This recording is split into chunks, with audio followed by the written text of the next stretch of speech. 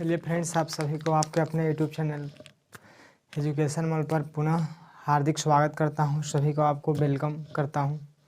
सभी को प्रणाम, सभी को नमस्कार। चलिए आज की इस वीडियो में हम लोग दोस्तों पीरियोडिक टेबल केमिस्ट्री का एक टॉपिक ले रहे हैं और यहाँ हम लोग बात करें तो आप लोगों को क्लास 10th के लिए पीरियोडिक टेबल में जो भी प्रश्न पूछे जाते हैं, पीरियोडिक टेबल में क्लास 10th के लिए आपको जो भी प्रश्न पूछे जाते हैं, इससे संबंधित हम लोग पूरे आज वर्णन करेंगे। इसके बारे में पूरे चैप्टर को हम लोग समझने का प्रयास करेंगे, क्योंकि इसमें आपको अंडरस्टैंडिंग पे ही सवाल दिया जाता है। यदि आप अंडरस्टैंड कर लेते हैं, यदि आप समझ लेते हैं हमारी बात को, तो आपको किसी प्रकार का प्रॉब्लम आपको इस चैप्टर से हमारे समझ से नहीं होगा।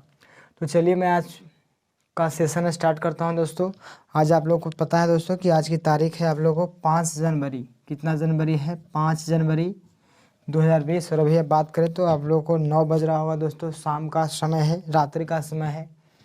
तो हम लोग पढ़ने जा रहे हैं पीरियोडिक टेबल, जिसको हम लोग बोलते हैं आवर्त सारणी। तो हम लोग देखें यहाँ पे एक मैं आवर्त सारणी ड्रा किया हूँ दोस्तों। यहाँ पे आप लोग को थोड़ा सा मैं बात बताना चाहता हूँ। सबसे पहले तो आप यह समझ लीजिए कि यहाँ पे हम लोग बात करते हैं दो रेखा के आवर्त सारणी में। एक रेखा जो होता है उसको हम लोग बोलते हैं क्षैतिज रेखा। तो आप लोग को बोला जाए कि आवर्त सारणी में एक रेखा होता है जिसको बोलते हैं क्षैतिज रेखा। तो जो क्षैतिज रेखा है इसी को हम लोग नाम देते हैं आवर्त। क्या नाम देते हैं? आवर्त। और आवर्त को हम लोग इंग्लिश में बोलते हैं दोस्तों पीरियड। क्या बोलते हैं? पीरियड। और यदि बात किया जाए तो आप लोग को एक रेखा होता है उदग्र रेखा। कौन रेखा? उदग्र रेखा। तो एक आपको रेखा होता है जिसको बोलते हैं उदग्र रेखा, जिसको हम लोग बोलते हैं वर्ग, या इसी को हम लोग बोलते हैं समूह। क्या बोलते हैं? समूह।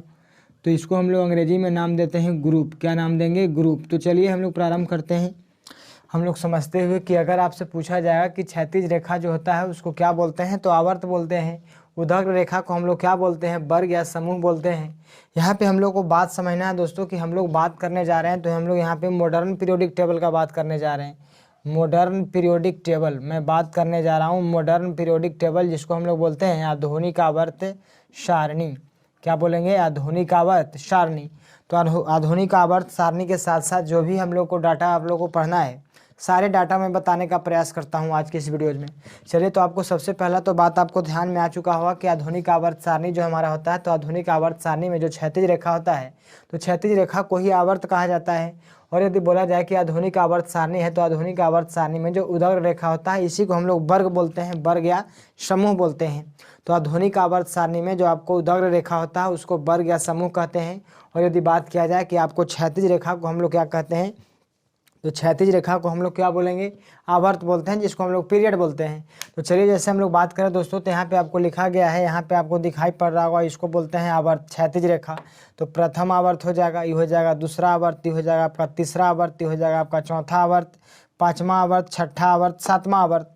तो इस तरह से आपको नजर आ रहा होगा दोस्तों कि आपको यह फर्स्ट पीरियड है, इसको बोलेंगे सेकेंड पीरियड, इसको बोलेंगे थर्ड पीरियड, इसको बोलेंगे फोर्थ पीरियड, इसको बोलेंगे फिफ्थ पीरियड, इसको बोलेंगे सेवन्थ पीरियड, इसको बोलेंगे सिक्स के बाद सेवन्थ पीरियड।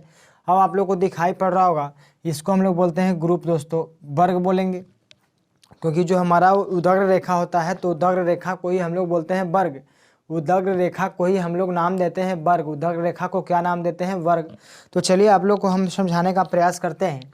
यहाँ पे आपको लिखा गया है 1, 2, तीसरा वर्ग है, यहाँ पे चौथा वर्ग है, आपको पाँचवा वर्ग है, छठा वर्ग है, सातवां वर्ग है, आठवां वर्ग है, नौवां वर्ग है, 10वां वर्ग है, 11 है दोस्तों। इसके बाद हमने लिखा है 12।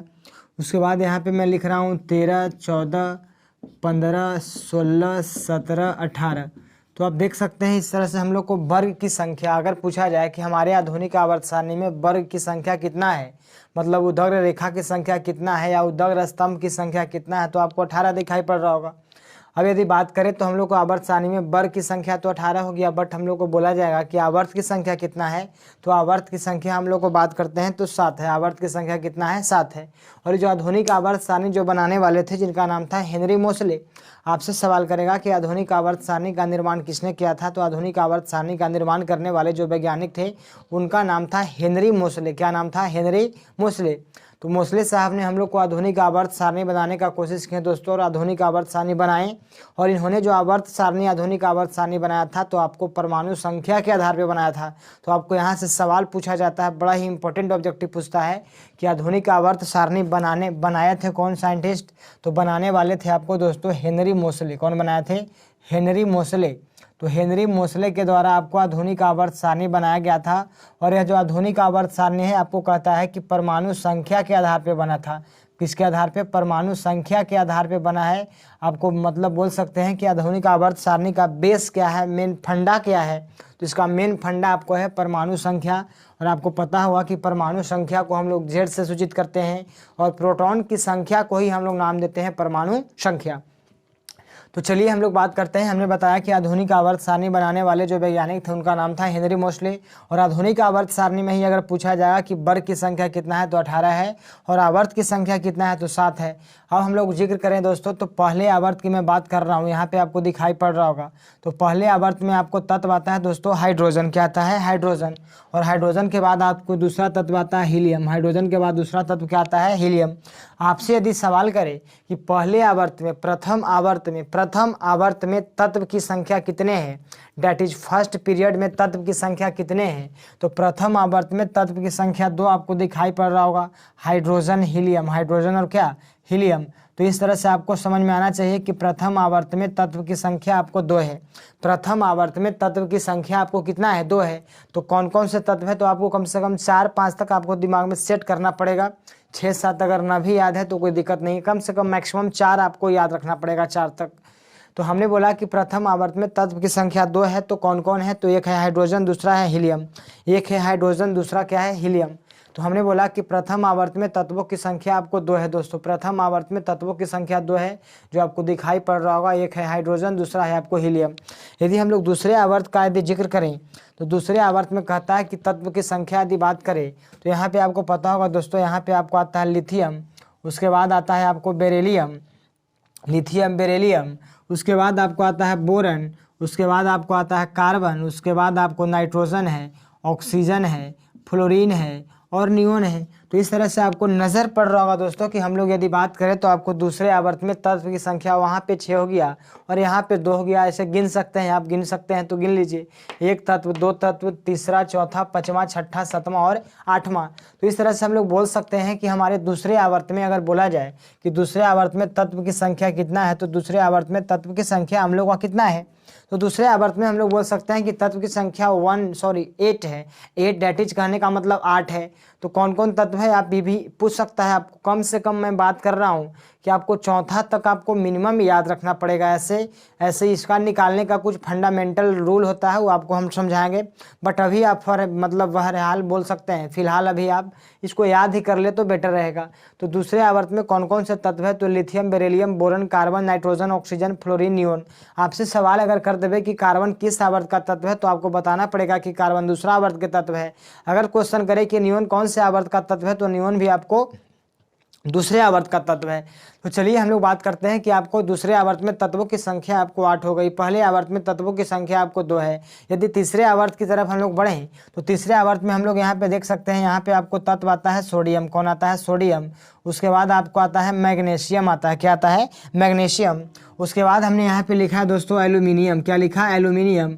उसके बाद लिखा है यहाँ पे हम लोग बात करें तो एल्यूमिनियम के बाद आपको पता है दोस्तों कि आपको सिलिकॉन आता है। क्या आता है? सिलिकॉन। तो एल्यूमिनियम के बाद एक तत्व आता है जिसको बोलते हैं सिलिकॉन। उसके बाद फास्फोरस आएगा, सल्फर आएगा, क्लोरीन आएगा और आर्गन आएगा। क्लोरीन आएगा और क्या आएगा? आर्गन आएगा। तो इस तरह से आप बोल सकते हैं कि हमारे तीसरे आवर्त में तत्व की संख्या 1, 2, 3, 4, 5, 6, 7, 8। तो तीसरे आवर्त में भी तत्व की संख्या कितना है? 8 है। तो कम से कम आपको 3 तो हर हाल में याद होना चाहिए। आपको देगा कि सोडियम किस आवर्त का तत्व है तो तीसरे आवर्त का तत्व है, मैग्नीशियम किस आवर्त का तत्व है तो तीसरे आवर्त का तत्व है, एल्यूमिनियम हो या सिलिकॉन हो, SI, phosphorus, sulphur, chlorine, argon आपको तीसरे आवर्त का तत्व है। चलिए हम लोग चौथा की तरफ बढ़ते हैं। तो चौथा आवर्त की तरफ बढ़िएगा तो यहाँ पे आता है पोटेशियम। क्या आता है? पोटेशियम। इसके बाद आता है आपको calcium, scandium, titanium, vanadium, chromium, manganese, लोहा, कोबाल्ट, निकेल, कॉपर, जस्ता। यहाँ पे बात करें तो आपको gallium, germanium, arsenic, selenium, bromine और बात करें तो यहाँ पे क्रिप्टन। तो इस तरह से आप देखिएगा दोस्तों, तो आपको चौथे आवर्त में अगर गिनिएगा कितना तत्व है तो आपको नज़र आ रहा होगा कि तत्वों की संख्या 18 है। गिन लीजिए 1 2 3 4 5 6 7 8 9 10 11 12 13 14 15 16 17 18। तो हम लोग बोल सकते हैं कि चौथे आवर्त में तत्व की संख्या आपको कितना है, 18 है। तो कम से कम आप 4 तक याद रख सकते हैं। अब आपको चारों में पहले तो मेरे को आप ये बता दीजिए कि सबसे छोटा आवर्त कौन है। तो पहला आवर्त है, क्योंकि इसमें आपको तत्व की संख्या मात्र 2 है। अगर देगा कि दूसरा आवर्त में तत्व कितना है तो 8 है, तीसरा में भी तत्व कितना है तो 8 है, चौथा में कितना है तो 18 है, पाँचवा में भी आपको 18 आता है, पाँचवा में भी कितना आता है 18 आता है, छठा और सातवां में आपको तत्व आता है 32। और इसी को हम लोग जोड़ते हैं, यदि ऐड ऑन करते हैं तो 118 आ जाता है। तो हम लोग बोलते हैं कि हम लोग को एट प्रेजेंट टाइम हम लोग को तत्वों की संख्या कुल आवर्त सारणी में आपको 118 है। लेकिन आपको कहा जाता है कि जो हमारा सातवां आवर्त है, कौन आवर्त, सातवां आवर्त अभी इनकम्प्लीट है। इनकम्प्लीट कहने का मतलब हम लोग बोल सकते हैं कि सातवां आवर्त अभी पूर्ण रूप से आपको भरा हुआ नहीं है। कौन सा आवर्त अभी अपूर्ण है, अपूर्ण है। तो अगर बोलेगा कि कौन सा आवर्त अभी तक आपको अपूर्ण है, डेट इज कहने का मतलब इनकम्प्लीट है। तो अपूर्ण अगर बोलेगा तो पूरा अभी तक नहीं हुआ, तो वह तत्व आपको आवर्त केमा है, तो आपको सातवां आवर्त है। तो चलिए आपको ध्यान रखना पड़ेगा कि कौन से आवर्त में कितने तत्व है, ये आपको दिमाग में बैठ गया। इसको हमने बताया था दोस्तों, ट्रिक के माध्यम से भी आपको याद करवाया था कभी। हेलिना को रब से फरियाद, रब से फरियाद, इसको आप लोग बोल सकते हैं। उसके बाद beryllium, magnesium, calcium, strontium, barium, radium, जिसको बोले थे बेटा मांगे कन्या सुंदर बाप राजी। उसके बाद बोले थे सकला एसी, क्या बोले थे, सकला एसी। उसके बाद बोले थे टीजर हफ रफ, टीजर हफ रफ, वनवटाहा, वनवटाहा। तो चलिए सब आपको ध्यान रखना पड़ेगा। ऐसे हम लोग इसको फुलफिल कर लेते हैं। यहाँ पे कहता है कि कर्मो डब्लू, कर्मो डब्लू, मन त करे, मन त करे, फेरू उसकोढ़नी, फेरू उसकोढ़नी। तो यहाँ पे ऐसे भी आप याद कर सकते हैं, यारी जरा निभा मोड़ तक रुकावट, राह में पड़े तो आग में कूद जा, आग में क्या हो जा, कूद जा। आगे कहता है उसकी इधर पिटाई, उसकी इधर पिटाई और होगी, उसकी इधर पिटाई और होगी। तो आपको इतना ध्यान में रखना है। उसके बाद हमने बताया था कि तीसरा अगर बात करें यहाँ पे boron, aluminium, gallium, indium, thallium, germanium हो जाएगा, आपको टीना हो जाएगा और सीसा हो जाएगा, आर्सेनिक हो जाएगा, एंटीमनी हो जाएगा, आपको बिस्मथ हो जाएगा, ऑक्सीजन, सल्फर, सेलेनियम, टेल्यूरियम हो जाएगा और आपका पोलोनियम हो जाएगा, ब्रोमीन, आयोडीन हो जाएगा और यहाँ पे एस्टेटिन हो जाएगा, कि यहाँ पे आपको जेनॉन हो जाएगा और यहाँ पे आपको रेडॉन हो जाएगा। तो चलिए आप लोग इसको पढ़े थे कि बैगन, आलू, गाजर इन थैला, और इसको पढ़े थे कहे सीताजी सुनो प्रभु, नाना पाटेकर, ऐश्वर्या सब बिंदास, ओकर सलवा से तेलिया परेशान, father collector, brother inspector attention, है न अगर कर जीरो रन, है न अगर कर जीरो रन, आपको ध्यान रखना पड़ेगा। तो ये तो हमने आवर्त के बारे में बताया। यदि वर्ग से संबंधित 2-4 हम लोग सवाल अगर समझने का कोशिश करें तो आपको कहता है दोस्तों कि आपको 1-2 वर्ग जो आपको दिखाई पड़ रहा है, वर्ग संख्या 1 और 2, तो वर्ग संख्या 1 और 2 आपको बड़ा है, फिर 13, 14, 15, 16, 17, 18 भी आपको बड़ा बड़ा है, लेकिन बीच वाला जो आपको छोटा छोटा है, तो छोटे को हम लोग नाम देते हैं बी, बड़े को नाम देते हैं ए। तो इसको हम लोग डिनोट कर सकते हैं कि फर्स्ट ए बोलते हैं, इसको बोलते हैं सेकेंड ए। यहाँ से हम लोग को सवाल पूछता है कि आपको जो प्रथम समूह है, कौन समूह, प्रथम समूह, तो प्रथम समूह के तत्व को क्या कहते हैं, तो प्रथम समूह के तत्व को क्षारीय धातु कहा जाता है। यदि आपसे सवाल करें कि प्रथम समूह के तत्व को क्या कहा जाता है, तो क्षारीय धातु कहा जाता है। यदि आपको कहे कि दूसरा समूह के तत्व को क्या बोला जाता है, तो इसको हम लोग बोलते हैं क्षारीय मृदा धातु, क्षारीय मृदा धातु। यदि आपसे करें कि दूसरा समूह का तत्व का नाम क्या है, तो यह आपको हो जाएगा क्षारीय मृदा धातु।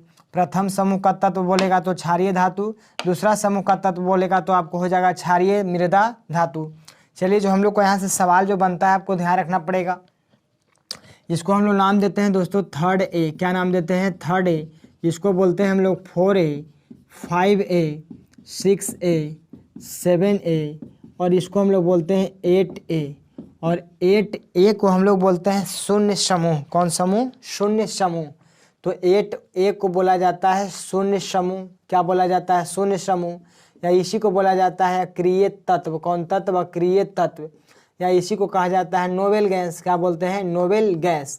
तो चलिए आपको ध्यान रखना पड़ेगा कि आपसे क्वेश्चन देगा कि 8A समूह के तत्व को 8A समूह के तत्व को 8A समूह के तत्व को क्या कहा जाता है? तो 8A समूह के तत्व को आपको कहा जाता है शून्य समूह, अक्रिय तत्व, नोबेल गैस। शून्य समूह, अक्रिय तत्व और क्या कहा जाता है? Noble gas. चलिए आगे हम लोग प्रोसीड करते हैं। उसके बाद एक और आप याद ऐसे रख सकते हैं, जैसे हम लोग बात करें तो 7वां समूह के तत्व है दोस्तों, तो इसको हम लोग नाम देते हैं हैलोजन तत्व। क्या बोलते हैं? हैलोजन तत्व। यदि आपसे सवाल करें कि 7वां समूह के तत्व को क्या कहा जाता है, तो हैलोजन तत्व कहा जाता है। या तो 17वां बोलो, या तो 7वां बोलो, 18वां बोलो, या तो 8वां बोलो, या शून्य समूह बोलो। तो चलिए आपको यहाँ से ध्यान रखना पड़ेगा 4 सवाल। पहला सवाल कि प्रथम समूह के तत्व को क्या बोलेंगे? तो क्षारीय धातु बोलेंगे। दूसरा समूह के तत्व को क्या बोलेंगे? तो क्षारीय मृदा धातु बोलेंगे। उसके बाद हमने पढ़ा कि आपको हैलोजन तत्व किसको बोलेंगे? तो हैलोजन तत्व के लिए हमने पढ़ा कि 7 समूह के तत्व को हैलोजन तत्व बोलेंगे और शून्य समूह के तत्व को अक्रिय तत्व या नोबेल गैस की संज्ञा दी जाती है। आपको ध्यान रखना है। अब देखिए यहाँ पे हम लोग को बात करें तो आपको ध्यान रखना पड़ेगा कि आपको कुछ बेसिक बात और यहाँ पे लिख लीजिए। यहाँ पर अगर लिखना चाहते हैं यदि बात, तो इसको हम लोग बोलेंगे 3rd B। क्या बोलेंगे? 3rd B। इसको बोलेंगे हम लोग 4B, इसको बोलेंगे 5B, इसको बोलेंगे 6B, इसको हम लोग बोलेंगे 7B। बट 8, 9, 10 8, 9, 10 को मिला करके हम लोग इसको बोलते हैं 8B। क्या बोलते हैं? 8B।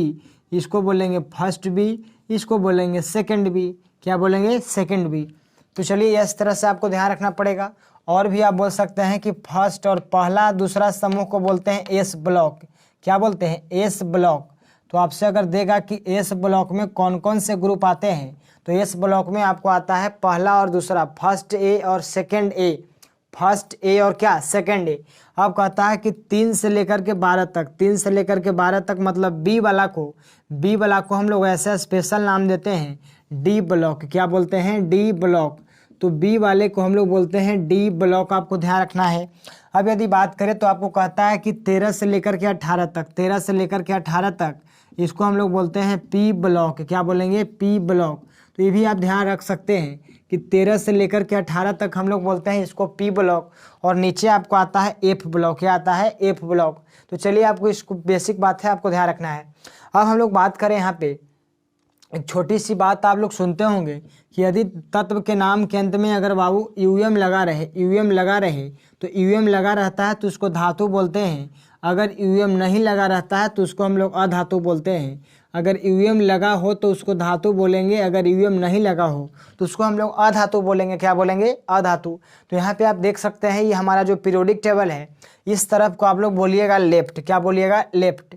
तो इस तरफ हम लोग बोलेंगे कि आपको लेफ्ट है। लेफ्ट बोलेंगे तो बायां साइड हो जाएगा आपको, ये आपको क्या हो जाएगा? बायां साइड। बट ओ आपको क्या हो जाएगा? दायां साइड। तो इस तरफ हम लोग बात करेंगे तो इस तरफ आपको हो जाएगा राइट साइड। राइट साइड कहने का मतलब आपको दायां साइड हो जाएगा। तो दाएं तरफ हमारे आवर्त सारणी में धातु को रखा जाता है।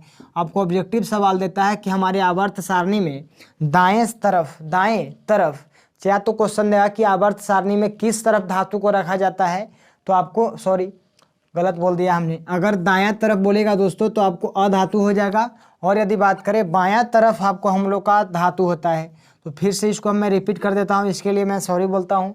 तो चलिए अगर आपसे बोला जाए कि जो हमारा बायां साइड है तो बायां साइड आपको धातु पाया जाता है, तो आवर्त सारणी में बाएं तरफ हम लोग को धातु मिलता है जबकि दाएं तरफ हम लोग को अधातु मिलता है। तो आवर्त सारणी में बाएं साइड हम लोग को धातु मिलता है जबकि दाएं साइड क्या मिलता है? अधातु मिलता है।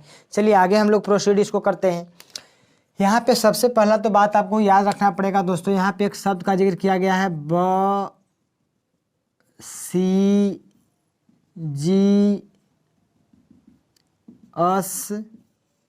बस और टीपू।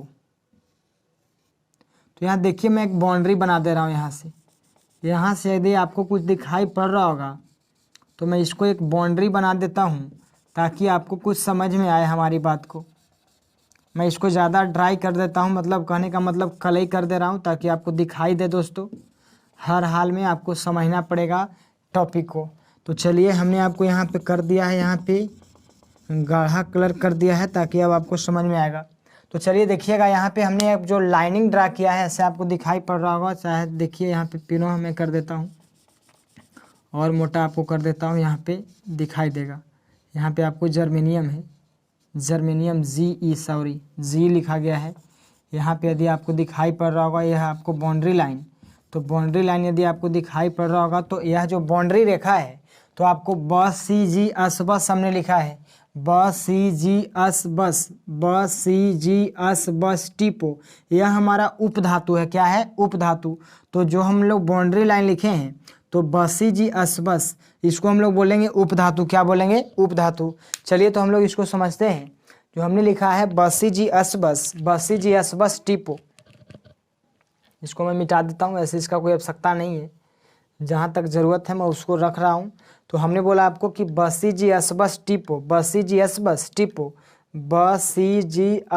टिपो, इसको हम लोग बोलते हैं उपधातु। क्या बोलेंगे? उपधातु। चलिए बहुत अच्छा। तो उपधातु का काम क्या है दोस्तों? अगर हम लोग उपधातु का वर्ग के बारे में समझें तो सबसे पहले तो आपको ध्यान रखना पड़ेगा उपधातु होता क्या है। इसमें धातु और अधातु दोनों का गुण पाया जाता है। तो जिस तत्व में धातु और अधातु दोनों का गुण पाया जाता है उसी को हम लोग बोलते हैं उपधातु। क्या बोलेंगे? उपधातु। उपधातु आपको कौन कौन है? तो बसी, क्या बोलेंगे? बस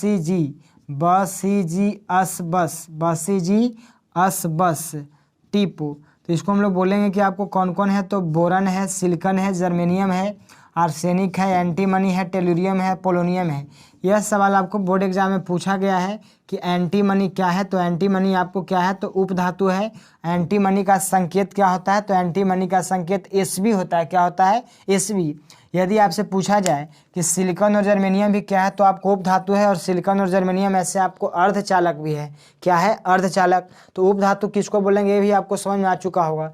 जिस तत्व में धातु और अधातु दोनों का गुण पाया जाता है उसी को उपधातु कहते हैं। उपधातु कौन कौन है अब तक याद हो चुका होगा। बस टिपो। तो एंटीमनी का सिंबल क्या होगा? Sb होगा। चलिए बहुत अच्छा। और उपधातु का काम क्या है? उपधातु से इधर जो है बाबू, उपधातु से इधर जो हम लोग बोल रहे हैं बाएं साइड, इधर आपको सब मेटल मिलेगा। मेटल कहने का मतलब धातु मिलता है। हाँ, उपधातु से इस तरफ यदि बढ़ेंगे तो इसमें आपको मिलेगा क्या? अधातु मिलेगा। क्या मिलेगा? अधातु। चलिए जरा हम लोग और कुछ हिस्से निकालते हैं ऑब्जेक्टिव।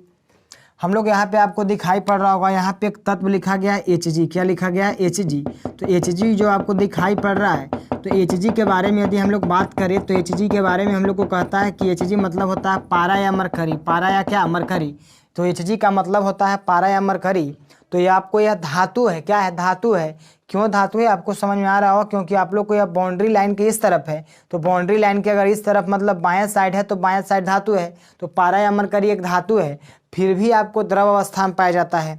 तो बहुत बार बोर्ड एग्जाम में सवाल हम लोग से पूछा गया है कि एक ऐसे धातु का नाम बताओ, एक ऐसे धातु का नाम बताओ जो द्रव अवस्था में पाया जाता है।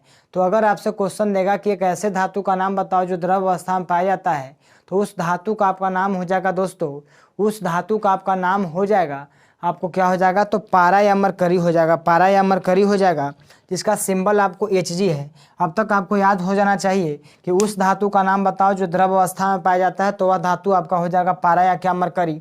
एक सवाल इसी के पैरेलल और चलता है, यहाँ पे हम लोग को नज़र पड़ रहा होगा Br। तो Br का मतलब होता है ब्रोमीन। Br का मतलब क्या होता है? ब्रोमीन। तो चलिए यहाँ पे हम लोग बात करें तो यहाँ पे आपको लिखा गया है Br। तो Br का मतलब ब्रोमीन है, और ब्रोमीन आप देख सकते हैं कि आपको दाएं तरफ है, दाएं तरफ है तो आपको क्या है? अधातु है। और ऐसे ब्रोमीन में आपको Um नहीं लगा हुआ है, तो Um नहीं लगा हुआ है तो इसको बोलेंगे अधातु है। तो ब्रोमीन एक ऐसा अधातु है जो आपको द्रव अवस्था में पाया जाता है। तो आपको दोनों सवाल याद रखना पड़ेगा, एकदम इंपॉर्टेंट सवाल है दोस्तों। आपको यदि क्वेश्चन पूछता है कि एक ऐसे धातु का नाम बताओ जो द्रव अवस्था में पाया जाता है तो उस धातु का नाम आपको पारा या मरकरी हो जाएगा। यदि आपसे सवाल करता है कि एक ऐसे अधातु का नाम बताओ, एक ऐसे अधातु का नाम बताओ जो द्रव अवस्था में पाया जाता है, तो उसका नाम हो जाएगा आपको ब्रोमीन। क्या हो जाएगा? ब्रोमीन। चलिए कुछ और ऑब्जेक्टिव निकालते हैं। यहाँ पे आप लोग बात करें तो आपको आयोडीन दिखाई पड़ रहा होगा। क्या दोस्तों? आयोडीन। तो आयोडीन के बारे में कहता है कि आयोडीन आपको अधातु है। आयोडीन आपको क्या है? अधातु है जिसमें चमक पाया जाता है। आयोडीन आपको क्या है? अधातु है जिसमें आपको चमक पाया जाता है। तो आपसे अगर सवाल करेगा कि आयोडीन के मतलब एक ऐसे अधातु का नाम बताओ जिसमें चमक पाया जाता है, तो आपको हो जाएगा आयोडीन। एक ऐसे अधातु का नाम बताओ जो द्रव अवस्था में पाया जाता है, तो वह आपका हो जाएगा ब्रोमीन। यदि आपसे सवाल करता है कि एक ऐसे धातु का नाम बताओ, एक ऐसे धातु का नाम बताओ जो क्या द्रव अवस्था में पाया जाता है, तो आपको पारा या मरकरी हो जाएगा। इसके बाद यदि बात करें तो ये भी सवाल आपको कई एक दफ़ा पूछा गया है। तो सवाल क्या पूछा गया है कि आपको सर्वोत्तम चालक का नाम बताना है। किसका नाम बताना है?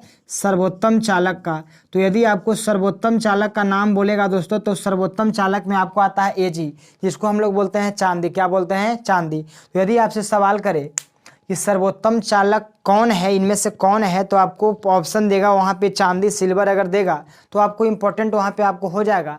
अगर आपसे पूछता है कि सर्वोत्तम चालक कौन है, तो सर्वोत्तम चालक आपका कौन हो जाएगा? चांदी हो जाएगा। तो चलिए, अभी हमने ऑब्जेक्टिव बताने का प्रयास किया। आगे हम लोग बात करें तो यहाँ पे आपको एक लिखा गया है सोना। क्या लिखा गया है? सोना।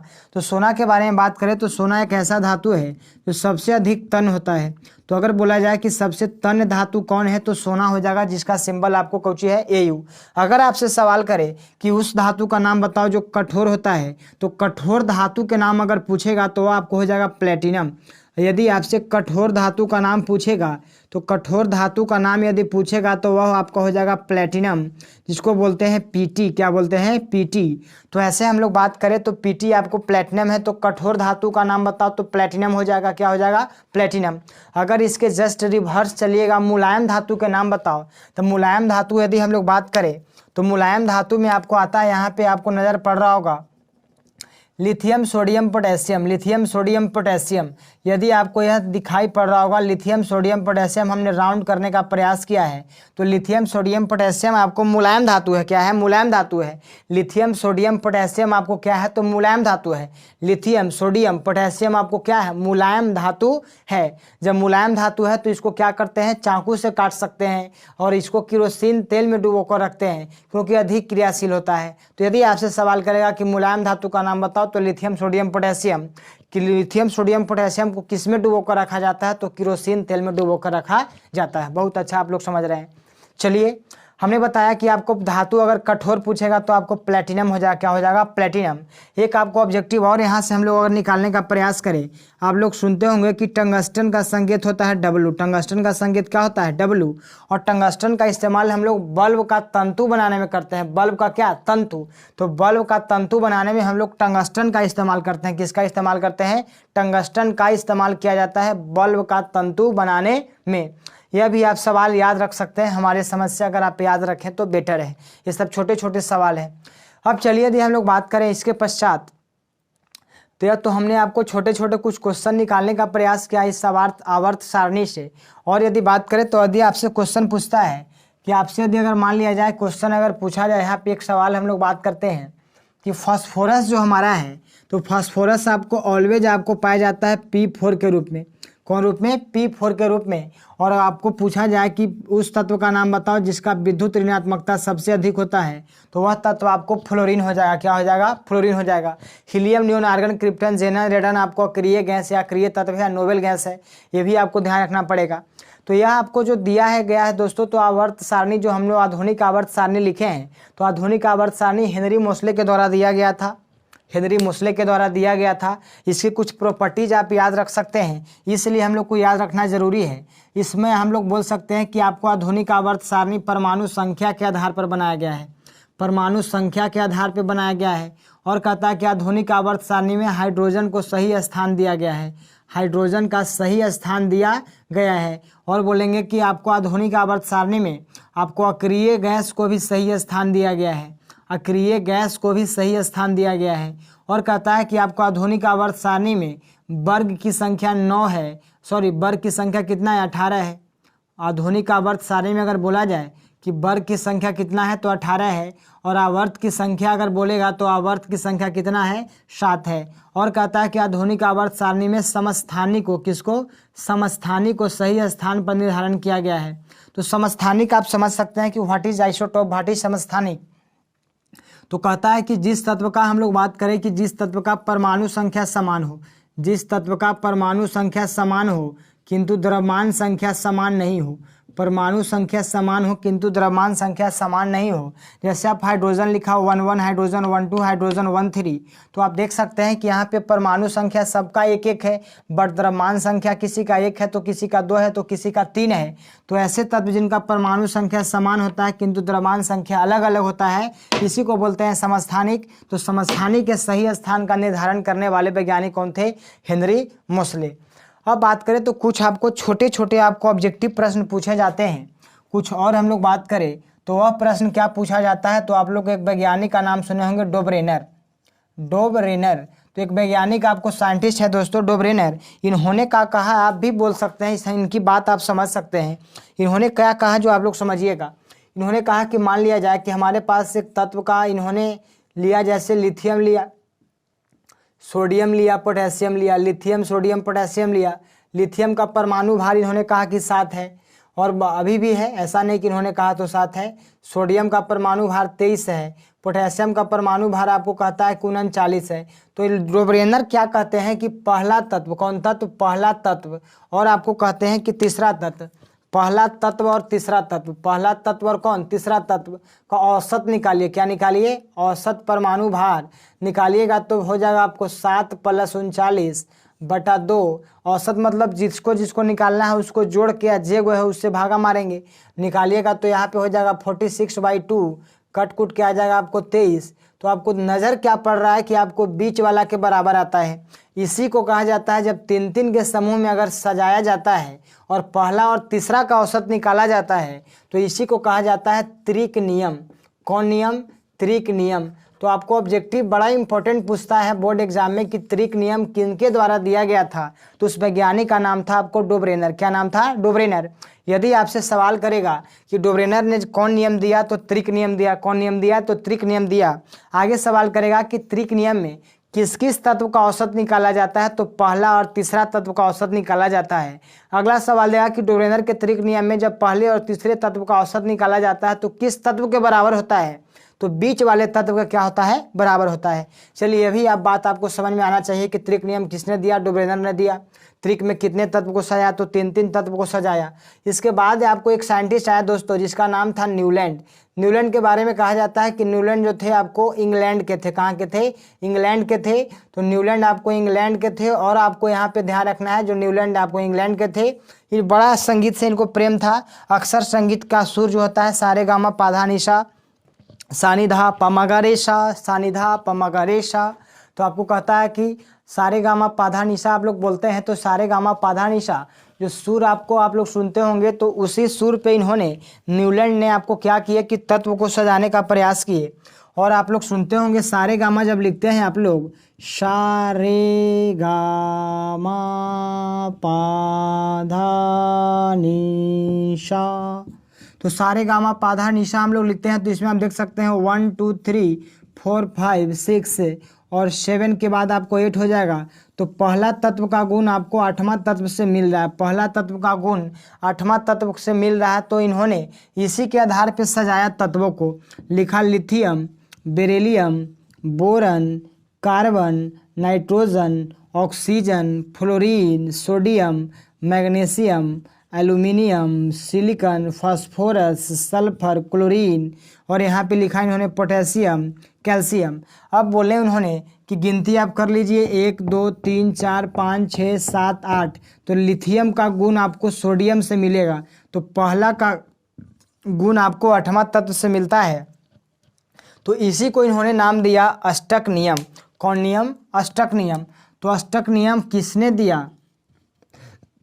अष्टक नियम किन्होंने दिया? तो अष्टक नियम का प्रतिपादन आपको न्यूलैंड के द्वारा किया गया। अष्टक नियम कहता क्या है, जब तत्वों को उसके बढ़ते हुए परमाणु भार के आधार पर सजाया जाता है तो पहले तत्व का गुण 8वें तत्व के गुण के बराबर होता है। यही आपको अष्टक नियम है।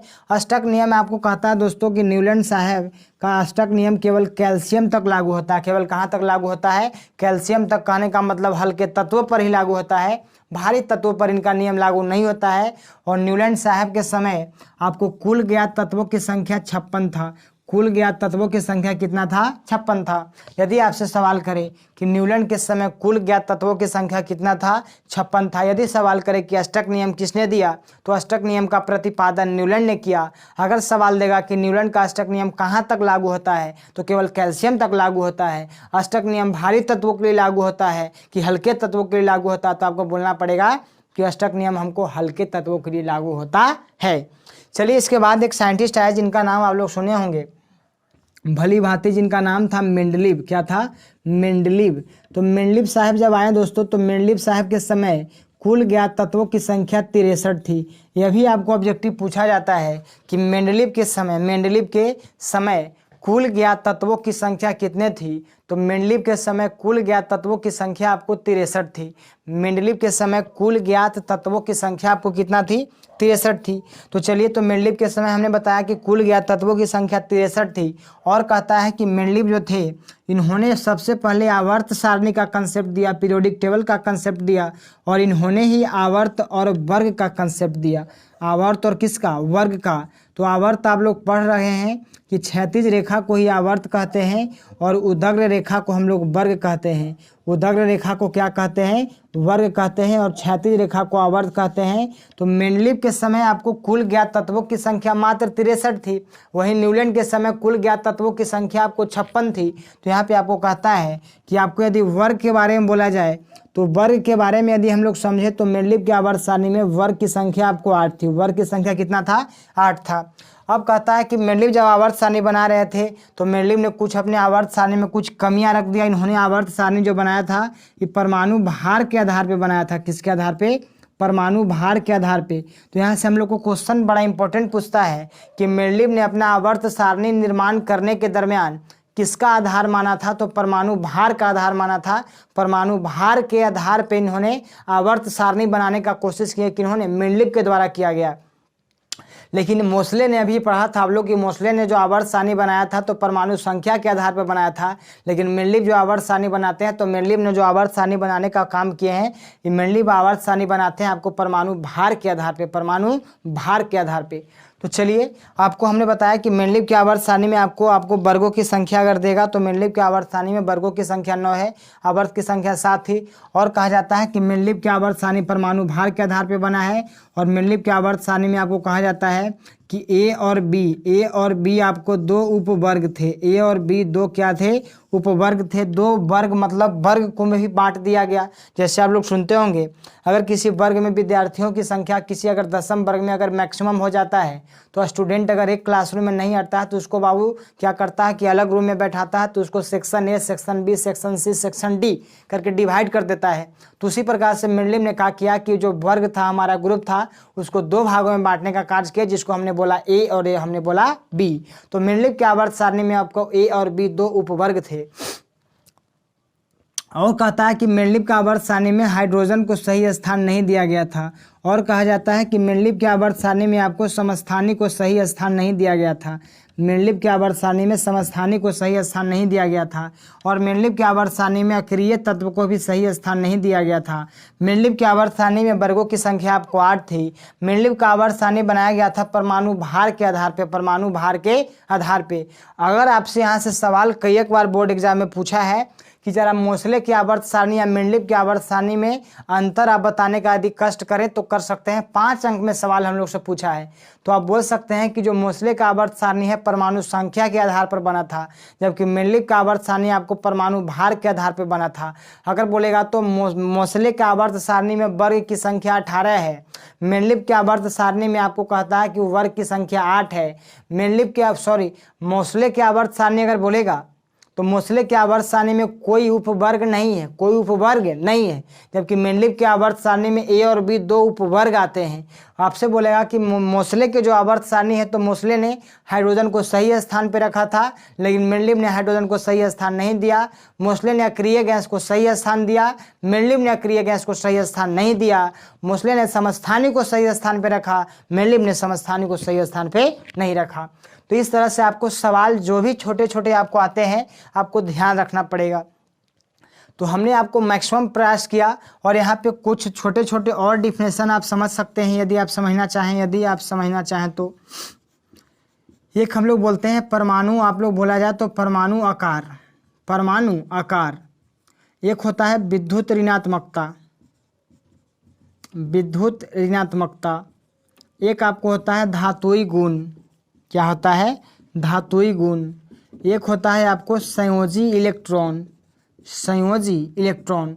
चलिए 5 मिनट 10 मिनट, आपको 5 मिनट मैक्सिमम मैं टाइम लूँगा, ज़्यादा टाइम नहीं लूँगा आपको। और इतना में आपको इस चैप्टर से संबंधित जो भी आपको प्रश्न पूछे जाते हैं, अब इसका क्या कीजिएगा, आप देखिएगा, आपको इतने आपको पढ़ना है। 1-2 बार वीडियो को देख लीजिए। यदि आपको वीडियो दोस्तों पसंद आता है तो लाइक कीजिएगा, मैक्सिमम लाइक करने का कोशिश कीजिए। जब वीडियो देखते हैं तो लाइक अवश्य कर दीजिएगा। लाइक कीजिएगा तो हमको भी लगेगा कि आप लोग लाइक करते हैं, तो हम भी आप नेक्स्ट वीडियो जल्द से जल्द अपलोड करने का प्रयास करेंगे। ऐसे प्रयास करते रह रहे हैं दोस्तों, आपको एग्ज़ाम तक मैक्सिमम वीडियोज आपको मिल जाएगा। परमाणु आकार कहता है कि मान लिया जाए कि आपका यह परमाणु है, तो परमाणु का यह नाभिक है और इसको बोलते हैं कक्षा। तो नाभिक से कक्षा के बीच की दूरी को, नाभिक से कक्षा के बीच की दूरी को हम लोग बोलते हैं परमाणु आकार। क्या बोलते हैं, परमाणु आकार।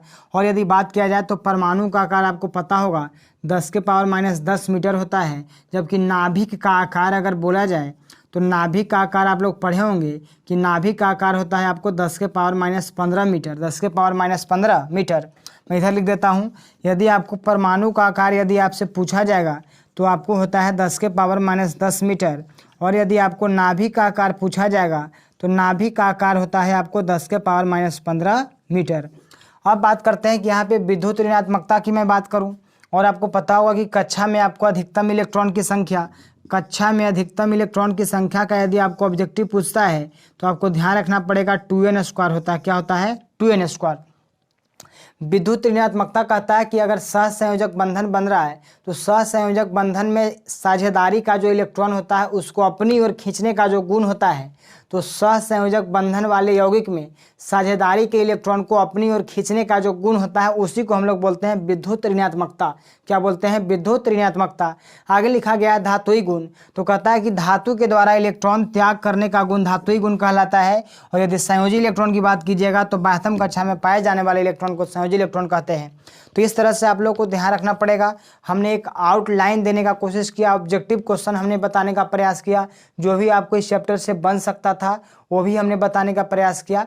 आपको इस वीडियो को 1-2 बार देखिए। और आपको मैं फिर से बोलता हूं कि यदि वीडियो आपको पसंद आए तो लाइक करें दोस्तों, और चैनल को सब्सक्राइब करना ना भूलें, और वीडियो को शेयर भी करें।